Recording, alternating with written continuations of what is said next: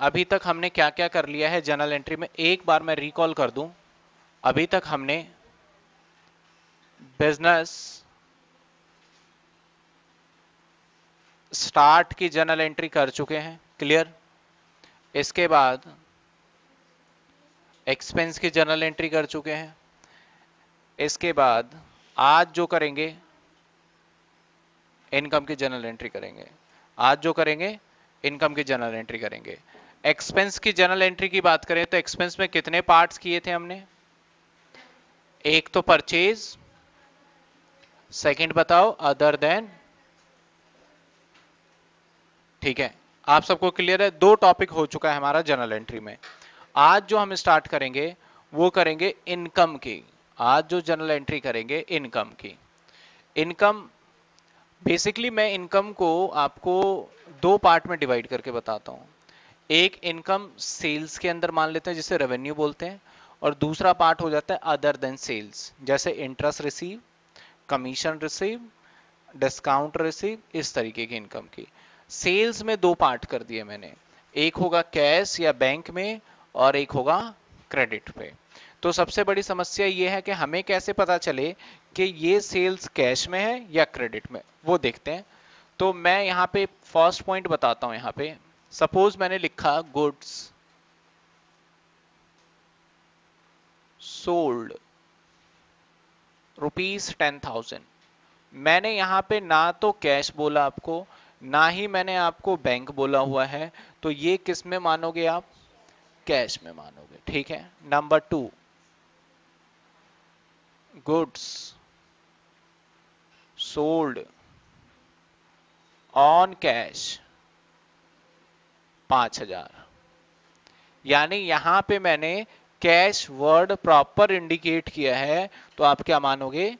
Cash में ही मानोगे। यानी कुछ नहीं देता तब भी आपका कैश में मानेंगे, अगर आपको दे रखा है तब भी क्या मानेंगे? कैश में। Third point, goods sold to Rahul या goods sold ₹6,000 by cheque. Cheque इसको किससे मानेंगे? इसको मानेंगे चेक यानी बैंक से, ठीक है। इसको मानेंगे चेक यानी बैंक से। अगला point fourth, goods sold to Ram ₹4,000 on cash. इसमें इंडिकेट क्या करता है आपका? On cash. ऑन कैश का मतलब क्या होता है? किस में है? कैश पे ही है हमारा। ये गुड्स किस पे बेचा गया? कैश पे। अगला point fifth, goods sold to Radha ₹1,000 by cash या बाय चेक। ये किस में मानेंगे? Bye check. बाय चेक यानी ये जो हमने बेचा है वो चेक से बेचा है, इसका मतलब क्या होगा हमारा? किससे? बैंक से होगा। तो मैंने कुछ 5 एंट्री आपके पास किया है, और 5 एंट्री में क्या है? सोल्ड गुड्स किया है, कुछ नहीं बोला तो कैश है, और अगला है हमारा गुड सोल्ड किया है, कैश तब भी कैश है, और हमारा चेक से तब भी चेक पे रहेगा। अगले पॉइंट की बात करें, क्रेडिट वाले कैसे पता चलेगा? Point number 1, goods sold to Ram ₹6,000। यहां पे क्या है? सिर्फ नेम। तो नेम से क्या पता चला हमें? ये किस पे है? क्रेडिट पे, ठीक है। Second, goods sold to Mohan ₹5,000। Goods sold to Mohan ₹5,000। Third, goods sold to Reena ₹1000। ये जितने भी ट्रांजेक्शन मैंने लिखा है ये सब किस में है? क्रेडिट में है। और ये जितने ट्रांजेक्शन लिखा है वो किस में है? कैश में। तो अब इसकी जर्नल एंट्री देखेंगे कि किसको कैश में कैसे किया जाए और किसको क्रेडिट। देखते हैं हम क्या टॉपिक करने जा रहे हैं। इनकम। इनकम को मैंने कितने पार्ट में बांट दिया? 2 पार्ट में। एक है हमारा सेल्स और दूसरा है हमारा अदर देन सेल्स। सेल्स को हमने रखा है 2 पार्ट में, एक तो होगा कैश या बैंक से, एक होगा क्रेडिट में। तो सबसे पहले हमें क्या समझना है, कौन सा आइटम कैश पे है और कौन सा आइटम क्रेडिट पे है। लिखा है गुड सोल्ड ₹10,000। इसका मतलब यहां मैंने कुछ भी नहीं बताया कि कैश में या क्रेडिट में, तो किस में मानेंगे? कैश में। लिखा है गुड सोल्ड ऑन कैश ₹5,000। कुछ भी नहीं बताया तब भी इसमें कैश इंडिकेट कर रहा है तो क्या मानेंगे? कैश में। इसके बाद है गुड सोल्ड ₹6,000 बाय चेक। तो यहाँ पे चेक बता रहा है तो इसको मैंने बेचा किस में है? बैंक से। इसके बाद लिखा है good sold to Ram 4,000 on cash. यहाँ पे कैश इंडिकेट कर रहा है तो किस पे मानेंगे? कैश पे। इसके बाद लिखा है good sold to Radha ₹1,000 by cheque. Cheque लिखा है तो बैंक से मानेंगे। तो ये सारे कैश के एग्जाम्पल थे। क्रेडिट में गुड सोल्ड टू राम, अगर सिर्फ सामान बेचें और नाम आ जाए तो हम अजम्पशन लेते हैं कि वो क्रेडिट पे ही बेचा गया होगा।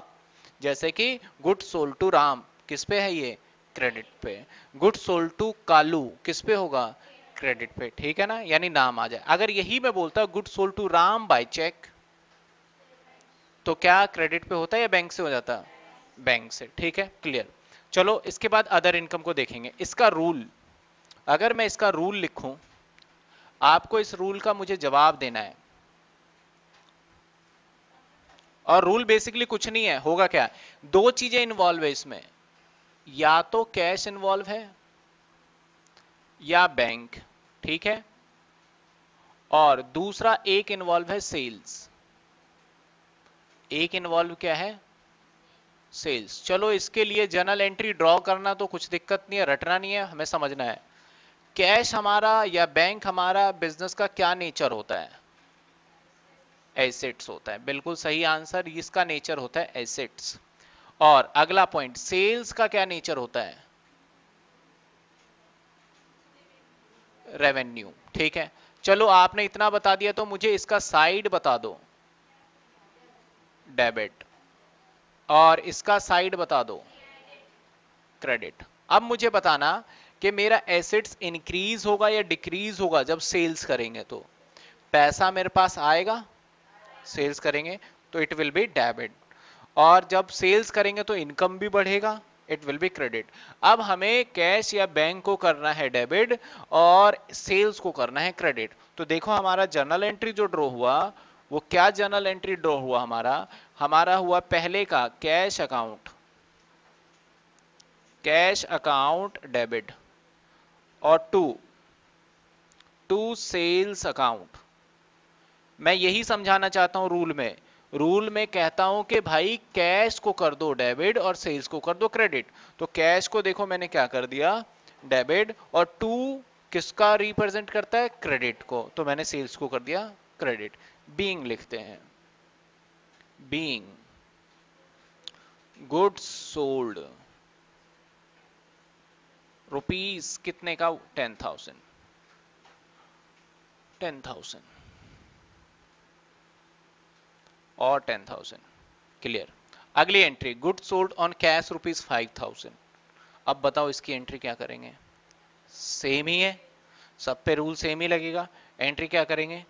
Cash account debit to sales account. Second entry आपको क्लास वर्क दिया जाता है, खुद करोगे। Cash account debit to sales. ठीक है। थर्ड एंट्री बताओ किस में किया है हमने? चेक में। अब bank account debit to sales account. चलिए सेकेंड एंट्री, बैंक। बैंक क्यों आया? क्योंकि चेक आ गया है। टू सेल्स अकाउंट, और इनकम का नाम ही सेल्स है इसलिए क्रेडिट होने जा रहा है। टू सेल्स अकाउंट, और अमाउंट मेरा है 6,000 से, 6,000 से। Being goods sold by cheque, ठीक है, ये दो करा। इसके बाद सेकंड के बाद थर्ड हो गया, फोर्थ कैश में है या क्रेडिट में है। अब जब कैश या क्रेडिट में हो तो नाम भले ही कुछ हो, उससे कोई लेना देना, यानी यहां पे नाम कोई मायने नहीं रखता। तो एंट्री क्या करेंगे यहां पे बताओ, cash account debit to sales account, इसकी भी, ये भी क्लास वर्क। अभी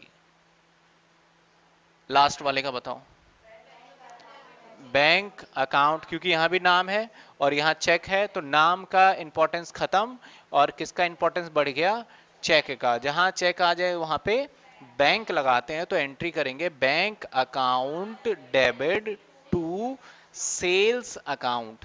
क्लियर, चलिए ये भी क्लास वर्क है। अब क्रेडिट की बात करते हैं। यहां के रूल में बनाता हूं आपका, आप खुद बताना जर्नल एंट्री रूल। एक तो यहां पे इन्वॉल्व है सेल्स और एक यहां पे इन्वॉल्व है नेम। अब मुझे बताना, जब कभी भी हम सामान बेचते हैं तो नेम ही आता है हमारा, और उस नेम को हम नेम से नहीं बुलाते, उसको क्या बोलते हैं, डेटर। उसको क्या बोलते हैं, डेटर। जब उधार माल बेचते हैं तो क्या बोलते हैं, डेटर। चलो इसको डेटर बोला। अब मुझे बताना सेल्स का साइड, साइड पूछ रहा हूं, नेचर छोड़ो, नेचर तो रेवेन्यू है, साइड, ठीक है, नेचर अपने माइंड में सोचना। डेटर, डेटर का नेचर बताओ, एसेट्स। डेटर का नेचर क्या होता है, एसेट्स, और इसे होना क्या चाहिए, डेबिट, ठीक है। चलो अब जनरल एंट्री क्रिएट कर सकते हैं। सेल्स को करना होगा क्रेडिट और नेम को करना होगा डेबिट। तो पहले का जनरल एंट्री मेरा क्या ड्रॉ होगा, पहले का होगा, भाई नाम को करना है डेबिट है तो राम है नाम, तो हम लिखेंगे राम, और इसके साथ अकाउंट लगाते नहीं तो राम डेबिट, और टू किसका, सेल्स को करना है क्रेडिट, तो सेल्स अकाउंट। ये लो फर्स्ट जनरल एंट्री हो गया। कितने रुपए से, ये जनरल एंट्री कैश ट्रांजैक्शन की है, क्रेडिट की है, सर ये जनरल एंट्री क्रेडिट ट्रांजैक्शन की है। क्रेडिट ट्रांजैक्शन मतलब उधार में बेचा गया, तो गुड्स सोल्ड टू राम। चलो second entry, good sold to Mohan 5000 rupees, same है ट्रांजेक्शन, बस नाम क्या हो गया, बदल गया। तो इसकी एंट्री कैसे करेंगे, Mohan debit to sales account, और ये आ जाएगा हमारा, क्या आ जाएगा 5000। क्या इसका बीइंग आप खुद लिख पाओगे, हाँ जी बिल्कुल लिख पाओगे आप बीइंग। क्या होगा इसका being, goods sold to, amount डालना चाहते हो डाल दो, अदरवाइज थर्ड की एंट्री देखते हैं कौन बताता है। गुड सोल्ड टू रीना, पहले कैश पे है या क्रेडिट पे, कैसे पता चला क्रेडिट पे है, नाम से पता चला। अब entry good sold to Reena, बताओ क्या करें, रीना डेबिट टू, चलो ये क्लास वर्क, ये दिया मैंने आपको क्लास वर्क, क्लास वर्क, ठीक है। अगला पॉइंट मैंने लिखा है अदर इनकम, इसको मैंने एक्सप्लेन नहीं किया था, अब कर देते हैं। अदर इनकम, अदर इनकम का मतलब होता है जैसे rent receives rupees 1000, other income जैसे commission receive by cheque 2000, other income जैसे कि इंटरेस्ट रिसीव रुपीज 500। तो ये एग्जाम्पल किसके दिए मैंने, अदर। अदर इनकम मैं क्यों कह रहा हूं, क्योंकि मैं इनकम को दो पार्ट में डिवाइड कर रहा हूं, एक सेल्स में, एक उसके अलावा जितने भी, उसको किस में रख रहा हूं मैं, अदर इनकम में। इसका रूल, रूल क्या बनेगा इसका, दो चीजें इन्वॉल्व है, एक तो इनकम इन्वॉल्व है और एक कैश में या बैंक, यही तो हो गया। इनकम रिसीव करेंगे तो या तो नगद रिसीव करेंगे या फिर चेक से, तो ये है। अब कोई ना कोई हर बार इनकम आ रहा है तो इनकम का क्या होगा, नेम होगा। जैसे पहले केस में इनकम का नाम रेंट, दूसरे केस में इनकम का नाम कमीशन, तीसरे केस में इनकम का नाम इंटरेस्ट। क्लियर? अब बताओ इनकम जो भी है उसे क्या होना चाहिए, क्रेडिट। कैश क्या होना चाहिए सर, डेबिट होना चाहिए। इसकी जर्नल एंट्री तो बहुत आसान हो गई, जर्नल एंट्री तो अब हम बना लेंगे खुद।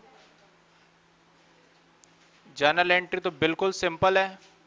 आपने बोला कि इनकम को क्या कर दो, इनकम को कर दो क्रेडिट, और आपने बोला कैश को कर दो डेबिट। चलो पर्टिकुलर इनकम को कर दो क्रेडिट और डेबिट, तो पहले डेबिट कर देते हैं, कैश अकाउंट डेबिट। कितने से भाई, 1000 रुपए से।